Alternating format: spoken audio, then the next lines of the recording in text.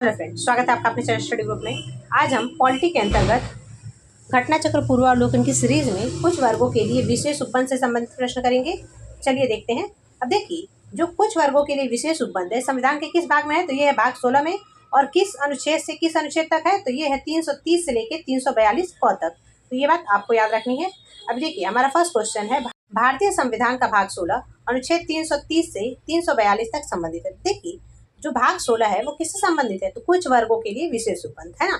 अब ये विशेष उपबंध क्या है, तो देखिए, ये जो विशेष उपबंध है ये लोकसभा में अनुसूचित जाति जनजाति के आरक्षण तथा आंग्ल भारतीय समुदाय के प्रतिनिधित्व से संबंधित है। अब देखिए, इसमें क्या है कि लोकसभा में जो अनुसूचित जाति और जनजाति के आरक्षण का जो अनुच्छेद है वो किससे संबंधित है, कौन सा अनुच्छेद है, तो वो है 330 में। ठीक है, 330 में क्या दिया गया है कि लोकसभा में अनुसूचित जाति और जनजाति के आरक्षण का प्रावधान है। ठीक है, और 331 के अंतर्गत क्या है कि आंग्ल भारतीय समुदाय के प्रतिनिधित्व का इसमें वर्णन किया गया है। तो ये बात आपको याद रखनी है। ठीक है, तो ऑप्शन नंबर डी इसके लिए सही होगा। ठीक है, फिर नेक्स्ट क्वेश्चन है, भारत के संविधान में लोकसभा में अनुसूचित जनजाति के लिए व्यवस्था की गई। तो देखिए, लोकसभा में अनुसूचित जनजाति के लिए किस अनुच्छेद में व्यवस्था है, तो अनुच्छेद 330 में। ठीक है, 330 किससे संबंधित है, तो अनुसूचित जनजाति से संबंधित है।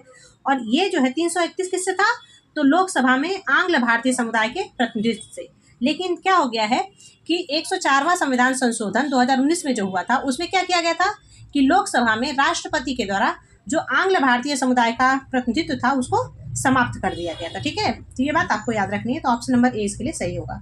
फिर नेक्स्ट क्वेश्चन है, किसी जाति तथा जनजाति को अनुसूचित जाति तथा अनुसूचित जनजाति घोषित करने हेतु शक्ति संपन्न संवैधानिक प्राधिकारी यानी कि अधिकारी है। तो देखिए, अब वो कौन सा अधिकारी है जो किसी जाति और जनजाति को अनुसूचित जाति और अनुसूचित जनजाति घोषित करता है, तो वो है भारत का राष्ट्रपति। ठीक है, अब भारत के राष्ट्रपति को 341(1) के तहत ये अधिकार प्राप्त है कि वो किसी राज्य के संबंध में संबंधित राज्यपाल से परामर्श लेने के बाद से उस राज्य के किसी जाति को या जनजाति को अनुसूचित जाति या जनजाति घोषित कर सकता है। ठीक है, अभी ये जो इसने घोषित तो कर दिया, अब उसके बाद से क्या होगा कि 341(2) के तहत किसको अधिकार है, तो 341(2) के तहत संसद को यह अधिकार है कि वो विधि द्वारा यानी कि कानून बनाकर किसी जाति को जो कि अनुसूचित जाति या जनजाति घोषित हो चुकी है उसको या तो सम्मिलित करे या उसको अपवर्जित करे। अपवर्जित मतलब होता है कि उसको या तो सम्मिलित कर ले या तो उसको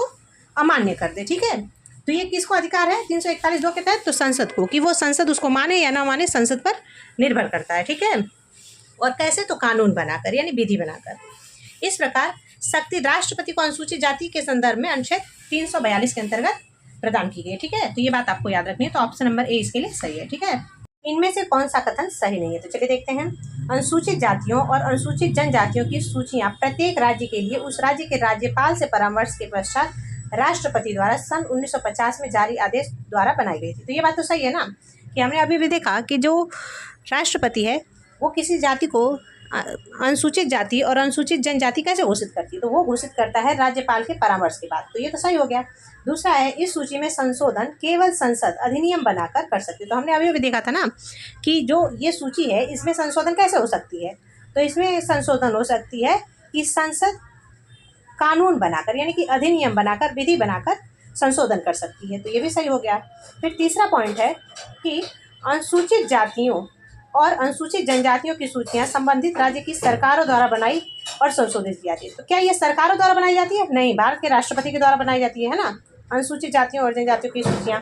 और इसको संशोधित कौन करता है, तो इसको संशोधित करता है संसद। तो इस तरह से ये हो गया गलत, यानी कि ऑप्शन नंबर सी ही इसमें सही होगा, क्योंकि यहाँ पर सही नहीं पूछा गया था। तो option number C is right answer for this question. आगे का भी पॉइंट देख लेते हैं एक बार।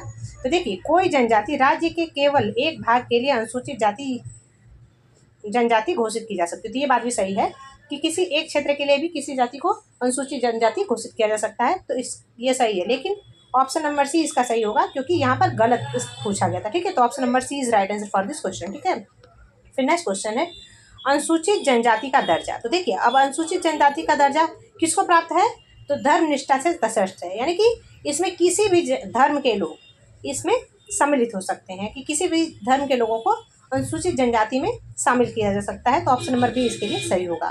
फिर नेक्स्ट क्वेश्चन है,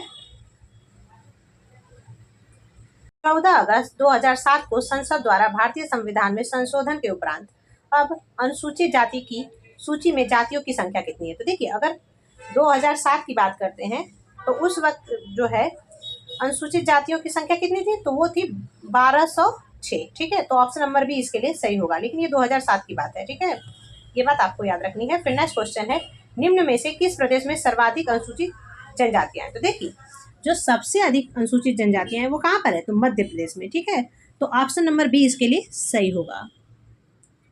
फिर नेक्स्ट क्वेश्चन है, निम्नलिखित में से किस में किसी भी जाति के लिए आरक्षण नहीं है? तो देखिए, अब जब हम किसी भी जाति के लिए आरक्षण की बात करते हैं तो वो तो ना तो राज्यसभा में किसी जाति के लिए आरक्षण है और ना ही राज्य की विधान परिषदों में किसी जाति के लिए आरक्षण है, लेकिन लोकसभा में और विधानसभा में, इन दो सभाओं में जो है अनुसूचित जाति के लिए आरक्षण है। तो ऑप्शन नंबर ए और सी दोनों ही इसके लिए सही आंसर होगा। ठीक है, फिर नेक्स्ट क्वेश्चन है, अनुसूचित जातियों और अनुसूचित जनजातियों के लिए एक राष्ट्रीय आयोग गठित करने का प्रावधान संविधान के किस अनुच्छेद के अंतर्गत किया गया था? तो देखिए, अब अनुसूचित जाति और जनजाति के लिए जो राष्ट्रीय आयोग का गठन है वो किस अनुच्छेद के अंतर्गत है? तो 338 और 338 ए के तहत, यानी ऑप्शन नंबर ए इसके लिए सही होगा। ठीक है, फिर नेक्स्ट क्वेश्चन है, भारतीय संविधान का अनुच्छेद 338 से संबंधित है। तो देखिए, 338 आर्टिकल्स किससे रिलेटेड है? तो वो रिलेटेड है राष्ट्रीय अनुसूचित जाति आयोग से। तो ऑप्शन नंबर ए इसके लिए सही होगा। फिर नेक्स्ट क्वेश्चन है, संविधान के किस अनुच्छेद के द्वारा पृथक अनुसूचित जनजाति आयोग का गठन हुआ था? देखिए, जो अलग से अनुसूचित जनजाति आयोग का गठन हुआ था वो किस अनुच्छेद के तहत हुआ था? तो 338 क के तहत। ठीक है, 338 क के तहत, यानी ऑप्शन नंबर सी इसके लिए सही होगा। नेक्स्ट क्वेश्चन है, निम्नलिखित में से कौन संवैधानिक निकाय है? तो चलिए देखते हैं। अब यहाँ पे संवैधानिक निकाय पूछा गया है, तो यहाँ से जो राष्ट्रीय अनुसूचित जनजाति आयोग है ये संवैधानिक निकाय है। क्यों? क्योंकि इसका संविधान के भाग 16 में जो है वर्णन है, लेकिन ये जो राष्ट्रीय मानव अधिकार आयोग है, ये राष्ट्रीय जांच एजेंसी और राष्ट्रीय आपदा प्रबंधन, ये संविधान में इनका प्रावधान नहीं है, तो ये संवैधानिक निकाय नहीं है। इसलिए ऑप्शन नंबर सी सही होगा, क्योंकि केवल दो जो है वो एक संवैधानिक निकाय है। तो ऑप्शन नंबर सी इसके लिए सही है। फिर नेक्स्ट क्वेश्चन है, लोकसभा में एंग्लो इंडियन समुदाय के प्रतिनिधित्व के लिए प्रावधान संविधान के किस अनुच्छेद के अंतर्गत किया है? तो किस अनुच्छेद के अंतर्गत था? 331 के तहत। तो ऑप्शन नंबर ए इसके लिए सही होगा। फिर नेक्स्ट क्वेश्चन है, लोकसभा में एंग्लो इंडियन समुदाय के लिए आरक्षण का प्रावधान संविधान के किस अनुच्छेद में किया गया था? तो 331 में। ऑप्शन नंबर डी इसके लिए सही होगा। फिर नेक्स्ट क्वेश्चन है, निम्नलिखित में से कौन सा अनुच्छेद राज्य विधानसभा में आंग्ल भारतीयों के प्रतिनिधित्व से संबंधित है? देखिए, अनुच्छेद 333 जो है ना वो राज्य विधानसभा में आंग्ल भारतीयों के प्रतिनिधित्व से संबंधित है। तो ऑप्शन नंबर डी इसके लिए सही होगा। ठीक है, फिर नेक्स्ट क्वेश्चन है, सूची 1 को सूची 2 के साथ सुमेलित करें और नीचे दिए गए कूट से सही उत्तर का चयन करें। चलिए देखते हैं। राष्ट्रीय पिछड़ा वर्ग आयोग, अब देखिए राष्ट्रीय पिछड़ा वर्ग आयोग कब बना था? तो 1993 में। ठीक है, फिर उसके बाद से क्या हुआ था? बाल मजदूर अधिनियम। अब देखिए, बाल मजदूर अधिनियम कब बना था? तो वो बना था 1986 में। ठीक है, यानी कि पहले 4 फिर उसके बाद से 3। फिर निःशक्त जन अधिनियम, अब देखिए निःशक्त जन अधिनियम कब बना था? तो 1995 में, यानी कि हो गया 2। और उसके बाद से राष्ट्रीय अल्पसंख्यक आयोग अधिनियम, तो जो राष्ट्रीय अल्पसंख्यक आयोग अधिनियम था वो कब बना था? 1992 में। तो इस तरह से इसका आंसर अगर यहाँ पर 1992 होता तो इसका आंसर क्या होता? तो इसका आंसर होता 4321। तो 4321 किस ऑप्शन में है? तो 4321 है ऑप्शन नंबर बी में, यानी option number B is right answer for this question. ठीक है, यहाँ पे दिया ना कि अगर निकटतम आंसर क्या है? Option number B. फिर नेक्स्ट क्वेश्चन है, निम्नांकित में से कौन सा संविधान संशोधन भारत में पिछड़ी जातियों के लिए राष्ट्रीय आयोग के गठन से संबंधित है? तो देखिए, जो संविधान संशोधन भारत में राष्ट्रीय पिछड़ी जातियों के आयोग के गठन से संबंधित है वो कौन सा है? तो 102वां संविधान संशोधन। ऑप्शन नंबर सी इसके लिए सही होगा। फिर नेक्स्ट क्वेश्चन है, पिछड़ी जाति आयोग के प्रथम सभापति कौन थे? तो देखिए, जो पिछड़ी जाति आयोग के पहले सभापति थे वो कौन थे? तो काका साहेब कालेकर। ठीक है, और पिछड़ी जाति आयोग का गठन कब हुआ था? तो 1953 में। कब हुआ था? 1953 में। तो ये बात भी आपको याद रखनी है। ठीक है, ये टॉपिक यहीं पे खत्म होता है। Thanks for watching. Bye bye.